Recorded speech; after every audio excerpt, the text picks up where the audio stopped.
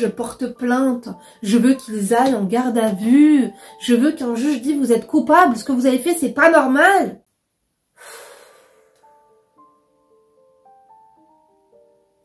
Mes crèmes c'est dur. Mes crèmes, j'espère que vous allez bien, j'espère que vous passez une excellente journée, moi ça va alhamdoulilah. On se retrouve aujourd'hui pour une vidéo un petit peu spéciale, très touchante, âme sensible, s'abstenir. C'est une crème en fait qui a été victime de pas mal de violences de sa maman.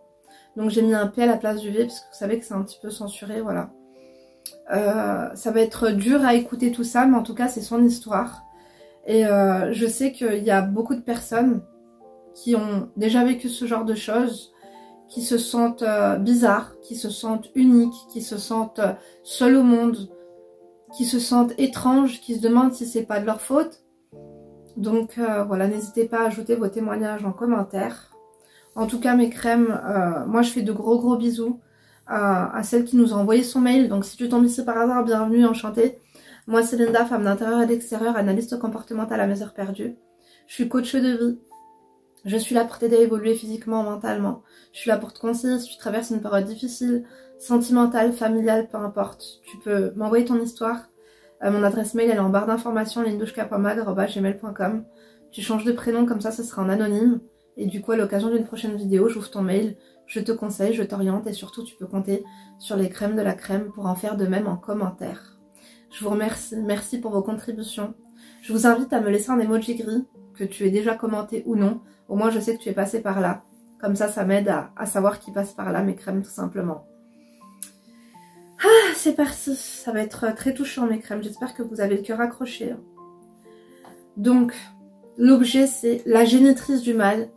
Maltraitance infantile, destruction de vie de femme. Donc elle m'a mis tout ce qui est écrit en rouge, ne le lis pas, s'il te plaît. Mais en vrai, si tu le fais par erreur, ce n'est pas grave. Je vais essayer de pas le faire.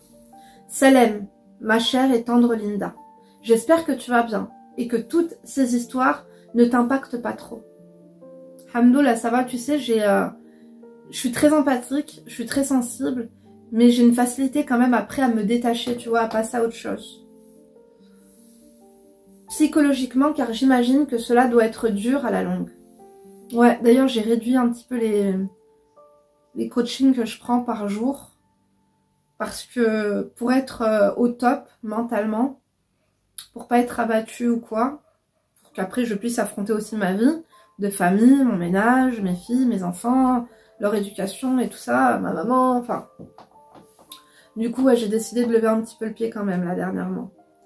Donc, continuons. Mais il y a toujours vos séances, hein. Vous pouvez les réserver sur mon site, il est en barre d'informations. C'est www.lindarezacoaching.com. Donc voilà, vous trouverez le lien en barre d'informations. Avant tout, je tiens à te remercier pour tout ce que tu fais. Tu m'as énormément appris, tu es une bonne personne, même si parfois je ne suis absolument pas d'accord avec toi sur certains sujets. Shirk, voyance, etc. Sache que tu es une bouche-trou exceptionnelle. La grande sœur que toutes les filles auraient aimé avoir, l'amie qu'on aurait toutes rêvé d'avoir. Mais on est amis, hein, mes crèmes. Ça me touche énormément, merci pour ta sincérité. Je me présente, je m'appelle Zenouba. J'ai 24 ans, je vis dans la région Rhône-Alpes. Je suis d'origine maghrébine, tunisienne marocaine. Et j'ai obtenu ma licence. Aujourd'hui, je vais te parler de ma mère et des sévices qu'elle m'a fait subir et me fait encore subir actuellement. Depuis le début de ma vie. Elle a 24 ans, la crème, et sa mère a encore une emprise sur elle, quoi, physique et mentale. Attention, dans mon histoire, il y a énormément de violence et de maltraitance infantile. Je tiens à préciser que j'ai eu du mal à écrire mon histoire. J'ai beaucoup pleuré et je pense que j'ai oublié pas mal d'éléments. En fait, le problème, vous savez, c'est quoi mes crèmes? C'est que pour nous protéger, en fait, on oublie certains passages de notre vie. Mais du coup, on oublie ces passages-là qui ont été terribles et ils peuvent être entourés de passages un peu moins terribles et voire même plaisants, mais qu'on oublie également parce que tout ça, en fait, on le congèle. Ça me... Ouh là là, mes crèmes. Pour te recontextualiser la chose, je suis l'enfant du milieu. J'ai un grand frère âgé de 4 ans de plus que moi et un petit frère âgé de 4 ans de moins que moi. Je vais essayer de faire court. Tout commence à ma naissance. Je suis née avec une maladie chronique rare, un problème de cœur. Et dès la naissance, ma mère m'a directement abandonnée et est retournée au travail. Ma mère est une femme indépendante et bosseuse, donc elle ne voulait pas que sa carrière soit entachée par ma venue. Elle n'avait pas à te mettre au monde en fait, tout simplement. Hein. Tu vois. Donc, je suis restée environ 2 mois à l'hôpital, car je me suis fait opérer à 3 jours, et ma mère m'a laissée seule avec les médecins, qui m'ont agréablement bien traitée au passage.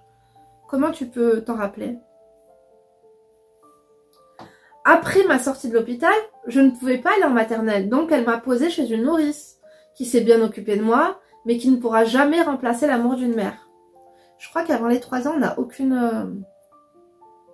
aucun, comment vous dire? Dites-moi si je me trompe ou pas, les psychiatres, les psychologues, les neurologues. Mais il me semble qu'avant nos 3 ans de vie, nous n'avons plus aucun souvenir. Je ne mets pas du tout en doute tout ce que tu me dis. À mon avis, c'est des faits qui ont été relatés par des proches à toi, je pense. Grand-mère, tante ou autre. Donc, je ne pouvais pas donc aller en maternelle, c'est bien occupé de moi, mais qui ne pourrait jamais remplacer l'amour d'une mère. Je suis tout à fait d'accord. Je tiens juste à préciser que j'ai subi 3 lourdes opérations à cœur ouvert dans ma vie. Je me suis battue contre une maladie toute seule à l'hôpital, sans mère, sans personne. Ça craint en fait l'entourage, enfin je sais pas. Personne n'ouvre les yeux à personne, ton père, tes frères. J'étais tellement seule que les autres mamans des enfants malades venaient me tenir compagnie par pitié. Ça me fait penser à moi quand je faisais des pneumopathies que j'étais petite et que ma mère, je la voyais 1 fois par semaine. Que même j'entendais même les infirmières critiquer mes parents entre elles et dire mais ils sont pas passés aujourd'hui, ils sont pas passés. Ah mais tes parents ne sont pas passés, j'aimerais qu'on leur parle. Je vous jure. Et vous allez sûrement vous demander où sont mon père, mes frères et le reste de ma famille, effectivement. Mon père venait souvent me voir, mais il était extrêmement fatigué par le travail. Et mes frères, par question de sécurité, n'avaient pas le droit de me rendre visite. En grandissant, vers 7-8 ans, elle a commencé à me lancer des pics, tels que « Waouh, elle est magnifique cette petite blonde. Putain, moi j'ai une fille, elle est moche avec sa tête de boucaque. » Je n'avais pas encore conscience que c'était clairement du racisme. Elle me lançait beaucoup de remarques racistes. Je pleurais devant elle, elle l'explosait de rire en me disant « Ça va, c'est rien, t'es juste pas jolie, quoi, ça arrive. » Oh. Vous savez, mes crèmes, je savais pas que ça pouvait exister. Mais j'ai été témoin de traitements de faveur, j'ai été témoin de voir qu'il y a des parents, ils en ont rien à battre de leurs gosses. Les mamans qui jalousent leurs gosses, qui les méprisent, qui ont honte d'eux. Elle me critiquait également sur l'école, alors que j'étais une très bonne élève, me disant « Je trouve que ta camarade est plus intelligente que toi, elle a une très belle écriture, elle est plus appliquée que toi, dommage, toi c'est toujours tout moche. » Avec un air triste et dégoûté, et encore une fois ma réaction était de pleurer en cachette. Je me disais que j'étais jamais assez bien pour elle, que je n'allais jamais la satisfaire. Oh là là, genre elle se foutait de ta gueule même quand tu pleurais quoi. T'avais même honte de pleurer. Elle te faisait comprendre que pleurer, t'avais pas pleuré en fait. C'est de ta faute. Elle me rabaisse également sur ma façon d'être, ma grande timidité, mon physique, et tout ce que je pouvais ressentir. Souvent, elle s'amusait à se mettre 2 morceaux de papier dans la bouche pour représenter des dents de lapin. Elle louchait et sortait son derrière en disant « Je suis Zénouba, regardez-moi » et cela faisait rire toute la famille. Oui, quand j'étais petite, j'avais des dents écartées, des lunettes, et j'ai toujours eu des grosses trems. Mon frère s'y donnait à cœur joie pour faire pareil qu'elle. Je ne peux même pas te dire à quel point cela m'a détruite. Je courais directement dans ma chambre pour pleurer. Elle a créé énormément de complexes en moi. Aujourd'hui, je ne supporte pas qu'on me prenne en photo ou en vidéo. Puis le harcèlement moral est devenu mon quotidien. Mes frères s'y mettaient également. Et puis tout le reste de la famille trouvait ça normal. J'ai toujours aimé écrire. Et pour ne rien cacher, j'en avais besoin. Donc je tenais un journal intime que je remplissais régulièrement. Je parlais vraiment de tout. C'était ma thérapie. Un jour, j'allais dans ma chambre et je vois mon grand frère pouffer de rire avec mes cousins et mon petit frère. Ils étaient en train de lire mon journal. J'ai essayé de leur arracher des mains, mais je ne suis pas parvenue. Du coup, ils sont allés dans le salon pour lire à haute voix devant toute ma famille, mes parents, mes oncles, mes tantes, que j'étais amoureuse d'un petit garçon de ma classe, ou que je m'étais disputée avec une amie. Enfin bref, j'étais couverte d'un sentiment de honte et de dégoût envers moi, encore une fois. Vous savez, mes crèmes d'amour, je vais vous dire une chose. Lorsque vous êtes témoin, lorsque vous êtes là, que vous assistez à une scène loufoque, ignoble, injuste, aussi banale que vous puissiez, qu'elle puisse être, ou infantile, enfin bref, vous pouvez dire c'est pas grave, si c'est grave. Si c'est grave. Dites à la personne que ce qu'elle fait c'est pas normal. Dites à la personne que ce qu'elle fait c'est pas normal. Parce que la gamine, elle est en phase d'adulte. Il y a personne qui a stoppé la mascarade en fait. C'est horrible mes crèmes, c'est horrible. Waouh. C'est horrible. Moi je sais que parfois ma mère elle pouvait m'humilier quand j'étais au bled. Il y avait tout le temps sa sœur ou une tante à elle ou une cousine à elle qui pouvait lui dire arrête, arrête. Et devant moi il lui faisait la morale. Je vous avais dit que parfois j'ai pu la détester quand même. Continuons. Quand j'ai eu mes règles, à 11-12 ans, ma mère ne m'a rien expliqué de tout. Heureusement que j'avais des amies, plus grandes que moi, qui m'ont expliqué ce que c'était, comment mettre une serviette. Le problème, c'est que je n'avais pas mes règles, au même moment tous les mois. Donc souvent, je tachais mes sous-vêtements. Ma mère, voyant cela, me hurlait dessus et montrait ma culotte à tout le monde en m'insultant de crasseuse, de puante, de sale et autres insultes que j'ai oubliées. Vous vous rendez compte, mes crèmes d'amour, comme elle l'a déstabilisée, elle l'a démoralisée, elle l'a humiliée, elle l'a rabaissée, elle l'a déshumanisée. La personne qui te met au monde, la personne qui doit te chérir, la personne qui doit prendre soin de toi, la personne qui doit t'aimer le plus au monde. Elle partait très loin dans ses délires et me disait que mon mari allait me battre car j'étais sale, que je n'étais pas une vraie femme, etc.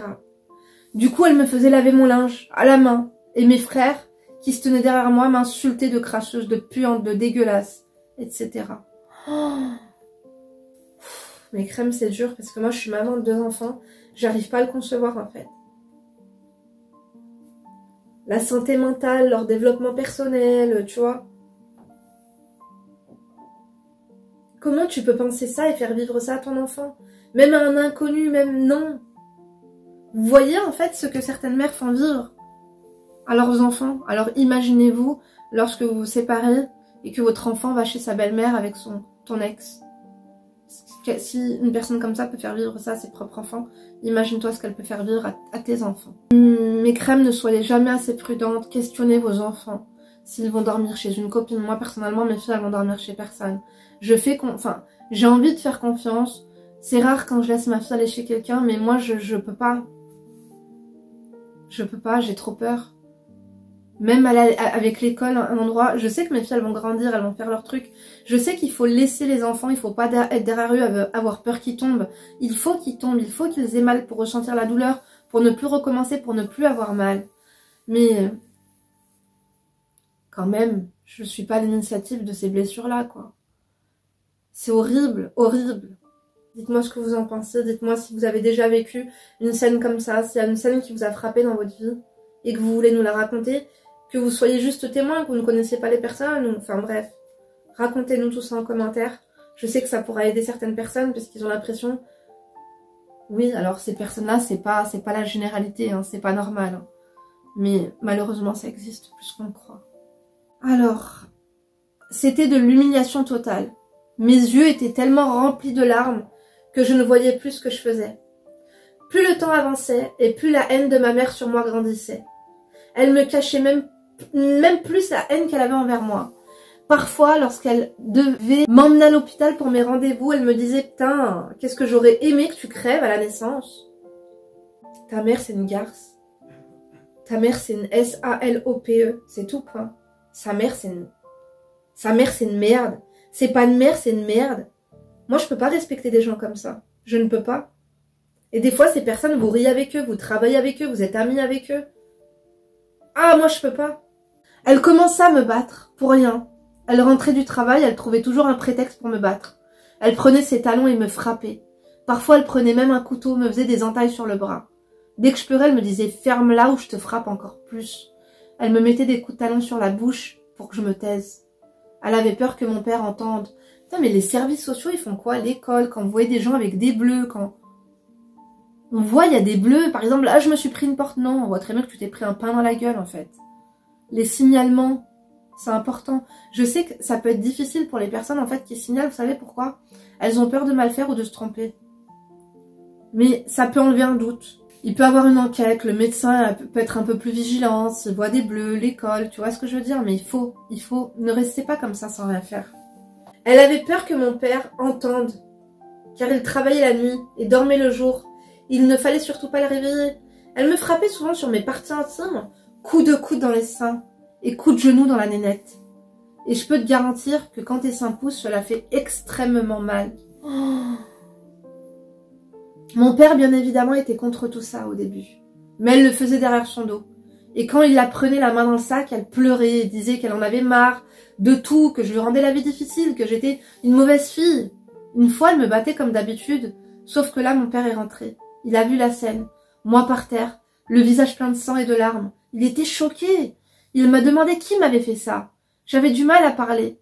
Il pensait que c'était mes frères, mais quand je lui dis c'est maman, ses yeux se sont écarquillés. Il était très choqué. Oh, moi, mes crânes maman, je vous dis la vérité, mon mari, il me quitte, il appelle les keufs. Demain, je frappe une de mes gosses. Il y a un petit sang comme ça, une goutte qui coule. Je vous jure, mes crèmes d'amour, il me bute, il va en tôle. Et moi, demain, mon mari, il tape une de mes gosses, ça sera la même chose. Comment ton père a pu croire ça? Moi, j'aurais tarté ta mère, je l'aurais emmené chez les flics. Donc, il était choqué, il allait la voir, il lui a dit « Mais t'es complètement folle, tu veux la tuer ?» Et elle a recommencé sa manipulation, à lui dire qu'elle peut plus, qu'elle est débordée, fatiguée. Mais merde, quoi! Qu'elle aille faire du sport, qu'elle aille faire ce qu'elle veut. Vous savez, les gens qui sont fatigués, débordés, ils s'en prennent toujours à plus faible qu'eux. Ils s'en prennent toujours au plus gentil. C'est comme quand les racailles, dans la cour de récréation, en primaire, en maternelle, au collège, au lycée, ils s'en prennent toujours aux gens les plus gentils, aux gens les plus fragiles, aux gens les plus vulnérables. Pour se sentir briller, ils tapent sur des gens qui sont déjà à terre. Mes crèmes d'amour, si un jour vous êtes témoin d'un fait comme ça, que ce soit un enfant, que ce soit peu importe, une injustice, ouvrez votre gueule. Et remettre ça sur les coups de la fatigue, merde. Va en hôpital psychiatrique, va te reposer, je sais pas moi, va faire de la boxe. Par la suite, elle a été plus intelligente que ça. Elle me frappait plus au visage, pour pas qu'il y ait de marque. Et elle le faisait vraiment quand mon père n'était pas là. Une fois, une de mes tantes a vu mes traces de coupures que j'avais sur les bras. Elle m'a demandé ce que c'était, et j'ai dit, comme si c'était normal, « Ah, ça, c'est maman. » Elle se retourne vers ma mère et lui demande, « Comment ça ?» Elle lui répond, « Ah, tu sais, les enfants, elles courent à droite, à gauche. Du coup, je l'ai attrapée, j'ai dû la griffer avec mes ongles, sans faire exprès. » Comment on peut... Tu sais, des griffures et des lames, on voit très bien une griffure et une lame. C'est totalement différent. Je suis pas experte en médico-légal, hein, mais c'est complètement différent. Bref, ma mère était, d'un regard extérieur, une femme très douce, très appréciée, très obéissante envers son mari, très droite, dans ses baskets, etc. Jamais on n'aurait douté de ce qu'elle me faisait subir. Ensuite, à mes 14-15 ans, ses plans machiavéliques étaient de plus en plus vicieux et bien travaillés. Elle s'inventait des histoires, comme quoi je couchais avec des hommes, que je lui parlais mal, que je la frappais même. Quand mon père n'était pas là, elle était très bonne actrice, elle pleurait sur commande pour que mon père me frappe de lui-même. Je la voyais se cacher derrière la porte, me voyant hurler de douleur car mon père me frappait avec des ceintures, câbles électriques, bâtons de fer. Ça faisait rire et elle criait « tu l'as bien mérité ». Moi je comprends pas.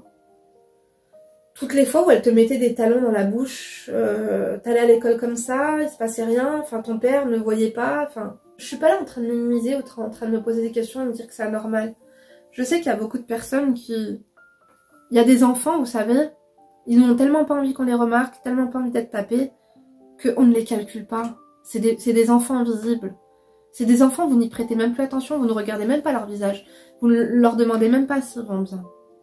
Et j'ai remarqué qu'on prête beaucoup moins attention, justement, aux enfants racisés, aux enfants noirs, aux enfants arabes, qu'aux petits blonds aux yeux bleus. Il faut dire les choses. On le voit bien en maternelle, tout le temps, les petits chouchous de la maîtresse qui sont tout le temps sur leurs genoux. Ce sera toujours une... Attention, hein, mon père était blond, blanc, aux yeux bleus, voilà. Ceux qui sont assis sur la maîtresse, c'est toujours, tu vois, les petits yeux bleus, les petites blondes, les petites chouchoutes. Celles qui ont les cheveux crépus, celles qui sont basanées. Elles sont incolores et inodores, on leur prête pas attention. On n'a pas le même traitement de faveur. Je généralise encore une fois, parce qu'il y a des enseignants qui ne sont pas comme ça du tout. Et fort heureusement. Dites-moi ce que vous en pensez, mes crèmes d'amour. Est-ce que vous avez le même point de vue que moi? On l'a très bien dit, hein. Vous l'avez très bien vu avec les faits d'actualité. Hein. Une femme noire, une femme maghrébine qui va arriver aux urgences avec des douleurs, on va moins la prendre en considération, on va moins avoir de pitié pour elle que si c'est une blonde aux yeux bleus qui va débarquer pour les mêmes symptômes. Parce que on va penser que la femme africaine est beaucoup plus forte. Elle peut subir cette douleur. Par contre, une femme eurasienne, on va dire non, il faut qu'on l'aide, là, elle est pas bien. Ensuite, voilà, elle a été beaucoup plus vicieuse. Donc son père a tapé, elle disait tu le mérites. En fait, tu étais une enfant battue, quoi. Une enfant battue. Et les voisins, ils n'entendaient pas tout ça? Enfin, je sais pas. Ça t'est jamais venu à l'esprit de le dire à l'école, voilà, j'ai plein envie d'y aller, je me fais battre. S'il y a des personnes qui nous regardent, puisque cette personne elle a 24 ans et c'est encore le cas, et que vous vivez ça, c'est pas normal. Allez à la DAS, vous serez mieux traité là-bas, je vous dis la vérité. Allez à la DAS, allez dans une famille d'accueil. Je sais que c'est des séquelles et que c'est des cicatrices qui restent à vie. Mais tu peux avoir encore une belle vie. Tu tomberas sur des bonnes personnes. Une fois, à mes 23 ans, mon père m'avait battue à cause d'elle comme d'hab. Et une fois repartie pour ranger le matériel, ceinture, etc., elle s'est glissée en douce dans ma chambre et m'a mis des coups de pied en rigolant et en disant « Tiens, sa pauvre merde !» Je tiens à préciser que mon grand frère aussi me battait pour des raisons telles que tu t'habilles pas comme ça, PUTE. Tu te maquilles, tu veux attirer les hommes. Bref, le temps passe, je grandis, rien n'a changé. Je me fais toujours battre et rabaisser, mais aujourd'hui, j'ai fait une technique. À chaque fois que mon père me bat, j'ouvre la fenêtre de ma chambre et j'hurle « Appelez la police !» Bravo ma chérie. Bravo ma crème, bravo, bravo, bravo, bravo. Bravo ma crème, bravo. Ça y est, l'instinct de survie. Et mon père arrête sitôt. Il fait le choqué en mode « T'es sérieuse? Tu veux mettre ton père en prison ?» Ouais, mais est-ce que toi t'es sérieux, tu veux tuer ta gosse? Est-ce que toi tu es sérieux, tu frappes ta gosse? Bien sûr que je veux que t'ailles en tôle. Je veux même que tu crèves. Celui qui se lève tous les matins pour que tu manges à ta faim? Et je lui réponds oui, car tu me bats. Et aucune de tes bonnes actions ne me feront oublier ta maltraitance envers moi. Et il me répond, moi je t'éduque. Non, c'est pas éduquer ça. Ça c'est pas de l'éducation ma chérie. T'es devenu un bouc émissaire. Ils t'ont déshumanisé. Je lui réponds les yeux pleins de larmes. Tu ne m'éduques pas, tu me détruis.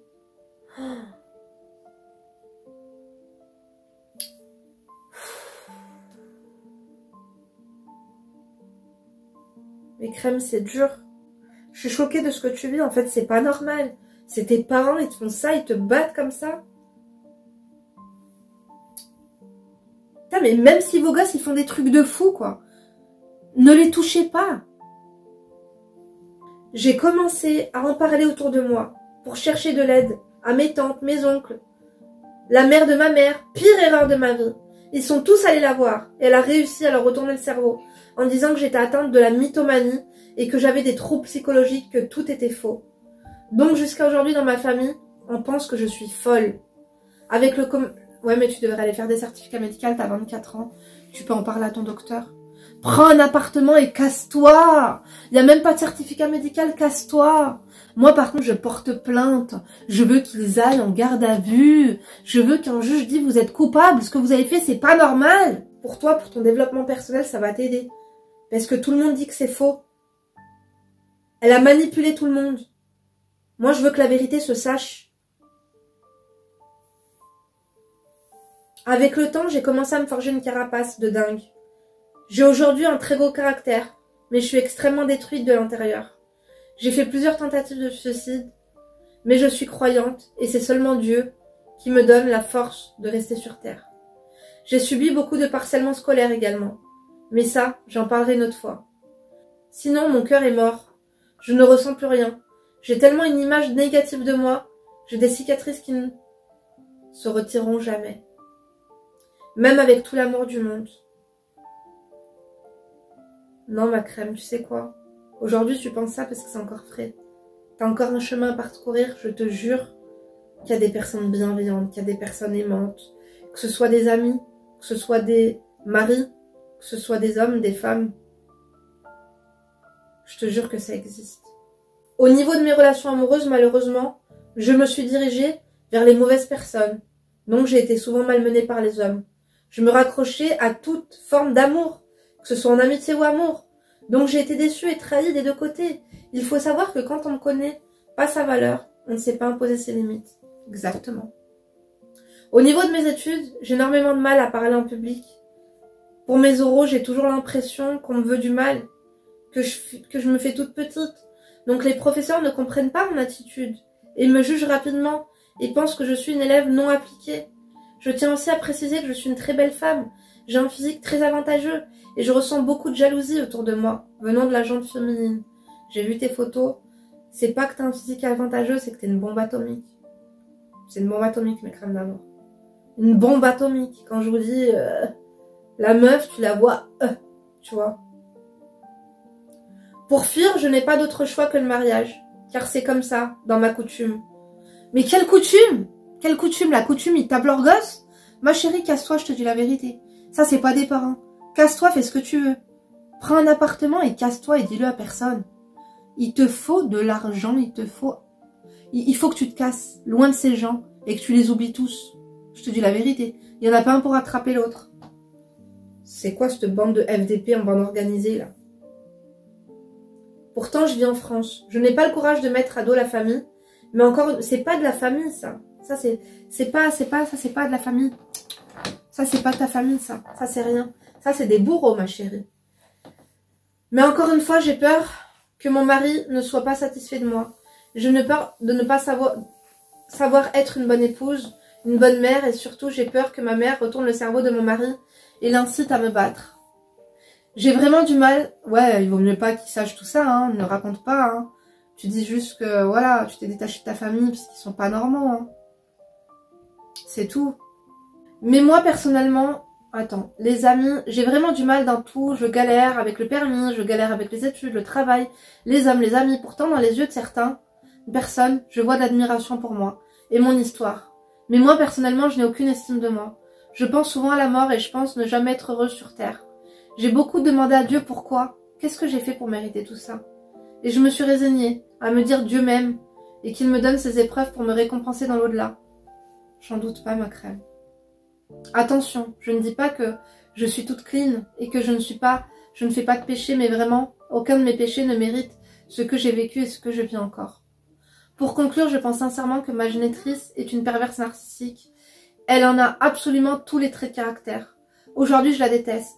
Je ne lui pardonnerai jamais. À elle ainsi qu'à mes frères, surtout elle. Elle a détruit ma vie, ma relation avec mon père qui était autrefois si fusionnelle. PS, en pièce jointe, des photos de moi et de ma mère. Je te fais confiance, Malinda. Je te lance cette petite bouteille la mer, même si tu lis pas. Mon texte, cela me fait beaucoup de bien d'écrire. Gros bisous, Malinda, fais attention à toi, signé une fan qui te suit depuis tes débuts mais qui ne commente jamais. Désolée car ma mère risque de tomber sur mon commentaire à l'utiliser contre moi. Je ne laisse aucune trace de moi sur internet. Quand vous voyez sa mère, elle a l'air adorable. Alors la crème, elle est magnifique. Tu sais, tu ressembles à qui? À une copine à moi. C'est faux si tu passes par là. Elle ressemble à ma copine, c'est faux. C'est une bombe atomique. Elle a une énorme poitrine, après elle a des lèvres refaites et tout. Donc je pense que sa mère, elle doit être jalouse de toi, ta mère. Ta mère, elle est jalouse de toi parce que t'es belle, ma chérie, t'es classe. T'es une bombe. Tu devrais te casser de chez ta mère parce que c'est pas ta mère, c'est ta merde. Je te jure. Je dis jamais ça, hein. La famille, c'est sacré, mais là, c'est trop. Wesh. Elle aurait pu te tuer 150 000 fois. Ça va être dur. D'ailleurs, je te conseille d'aller au planning familial et vraiment de faire une thérapie. Il te faut, là, au-delà de moi, là, des conseils que je peux te donner, hein, tu sais que, voilà, il te faut vraiment un professionnel de santé. N'oubliez pas une chose, mes crèmes d'amour, c'est que je n'ai pas fait médecine, je suis pas psychologue, je suis pas psychiatre, je suis pas thérapeute. Je fais ce que je peux. Moi, j'ai mes bagages de vie. voilà, je suis une passionnée en psychologie, ça c'est clair et net, mais que là, il vous faut vraiment un professionnel de santé. Parce que ce qui t'est arrivé, c'est très grave. T'as besoin d'être encadré, t'as besoin d'avoir un suivi. Tu comprends? T'es pas folle, hein, t'es loin d'être folle. C'est pas pour les faux, hein, commencez même pas. Hein. Je te dis juste que là, t'as l'impression que comme échappatoire, il te faut un mari. Ta mère, ça va être le genre de meuf, c'est moi ma mère. On est venu me demander un mari, elle lui a dit, ma fille, elle sait même pas nettoyer son slip. Toi, j'imagine même pas ce qu'elle va te faire. Casse-toi, je te dis la vérité.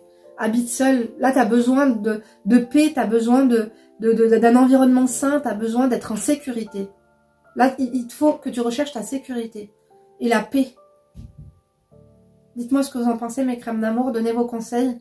Selon moi, assistante sociale, la prochaine fois qu'elle te lève la main dessus, certificat médical, plainte, demande de logement.